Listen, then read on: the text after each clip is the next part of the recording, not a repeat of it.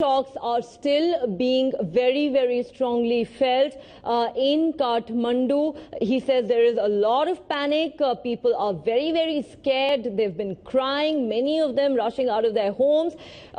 In fact, several buildings have developed cracks. Many buildings, it seems, have collapsed, and a huge cloud of dust has engulfed large parts of the city. And even as we speak right here, even in the studio, we felt strong aftershocks just a short while ago. All right, we're now joined on the phone line by the Information and Broadcasting Minister of Nepal, Minendra Rijal. Sir, thanks very much for speaking to NDTV. Sir, can you tell us how bad things really are in Kathmandu at the moment? Has there been any loss of life? Just a few minutes back, we felt another tremor. I do not know yet the details. I'm still stuck at the place where I was when the first tremor was felt. Very soon I'm trying to go back to Singadarwad, the Central Secretariat of the government. I've been trying to get in touch with concerned officials who will go to the Emergency Relief and Disaster Relief Center very soon. But I have not yet been able to move out of this place where I am. From the reports we have gotten so far, the epicenter is about 80 kilometers northwest of capital city of Kathmandu. The report says it's about 7.5 Richter scale, anywhere from 7.5 to 7.7.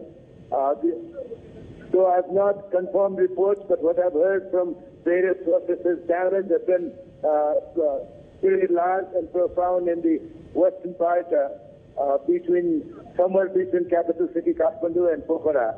We're still trying to get the reports. Once we get to the disaster relief center, we'll be able to tell you more. But for right now, this is the maximum I can tell you.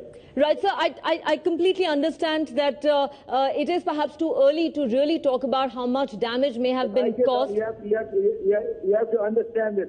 This is time for us to respond to the emergency that's there. Okay, I mean, this is the most I can talk.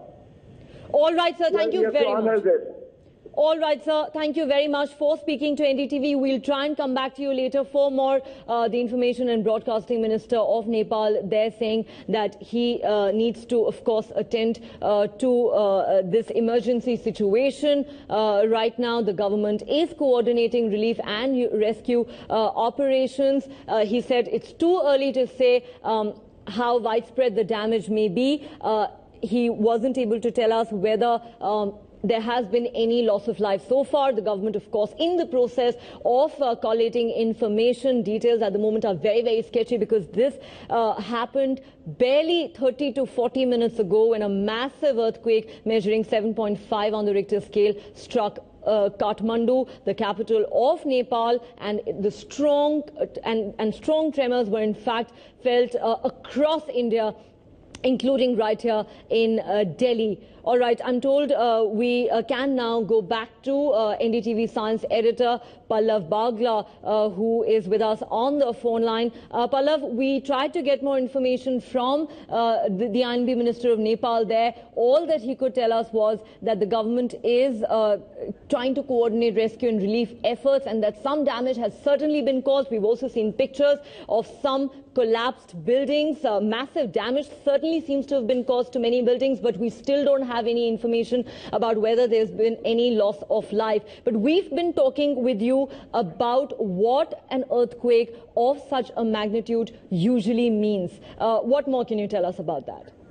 Well, for viewers who are just joining us, I can say that this earthquake of 7.4, 7.5 magnitude happened at 11:40 a.m. India time, and the epicenter was in Nepal, a little off Kathmandu.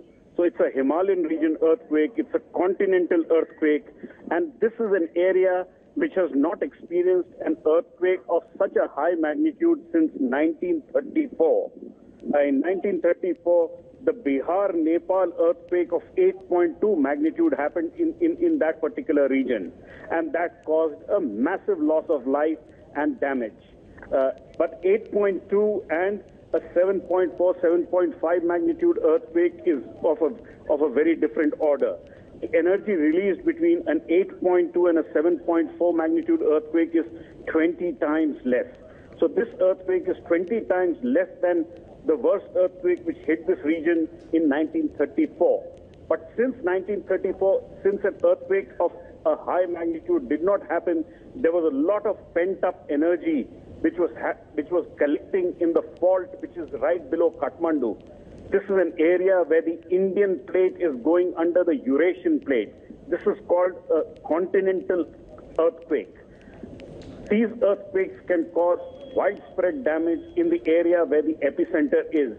So I am not surprised if you're already seeing pictures of collapsed buildings from in and around Kathmandu, because the 1934 earthquake, which is called the Bihar-Nepal earthquake, caused widespread damage, and the Bihar-Nepal earthquake caused what is called a liquefaction, which was large areas of earth and soil became almost liquid and buildings just sank inside that.